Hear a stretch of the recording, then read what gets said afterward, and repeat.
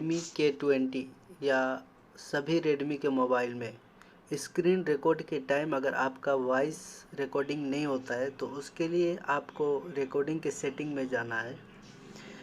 हम screen recording के setting में जाएंगे।